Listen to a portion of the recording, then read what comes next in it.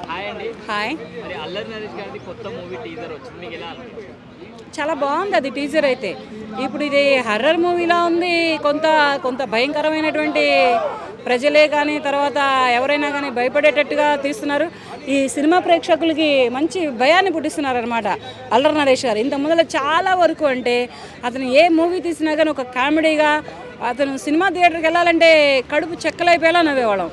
కానీ ఇప్పుడు ఈ మూవీలో ఎలా ఉందంటే ఇది అతను ప్రస్తుతానికి హర్రర్గా అండ్ భయంకరంగా తీస్తున్నారు అనమాట. ఇంత ముందులో కూడా ఒకటి సెంటిమెంట్గా తీశారు మహేష్ బాబు గారితో.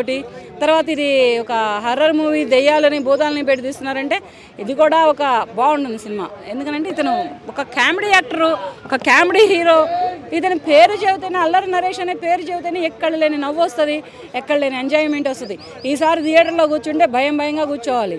నేను ఎటు నుంచి వచ్చి ఏ దయ్యం వస్తుందో ఏ దయ్యం ఎవరమ్మడబడిద్దోనని అన్నంత భయంగా కూర్చునేటట్టుగా అంత మంచి హర్రర్ మూవీని నరేష్ గారు యాక్ట్ చేస్తున్నారనమాట. అల్లరి నరేష్ గారు హర్రర్ మూవీలో యాక్ట్ చేస్తున్నారు. సో మరి అల్లరి నరేష్ గారికి ఈ జోనర్ సెట్ అవుతుంది అంటారా? ఎప్పుడు నవ్విస్తారు కదా అందరినీ, మరి ఇంత సీరియస్ సెట్ అవుతుంది అంటారా? ఒకప్పుడు జగపతి బాబు గారు హీరోగా వచ్చారు, ఇప్పుడు విలన్గా సెట్ అవ్వలా. ఒకప్పుడు సైడ్ క్యారెక్టర్గా రవితేజ గారు వచ్చారు, ఇప్పుడు హీరోగా సెట్ అవ్వలా.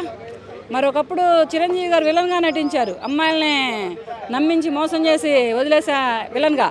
ఇప్పుడు తర్వాత ఆయన హీరో ఎవరో ఇప్పుడు మన పాన్ ఇండియాలోనే ఒక సూపర్ మెగాస్టార్ చిరంజీవి గారు అవలా.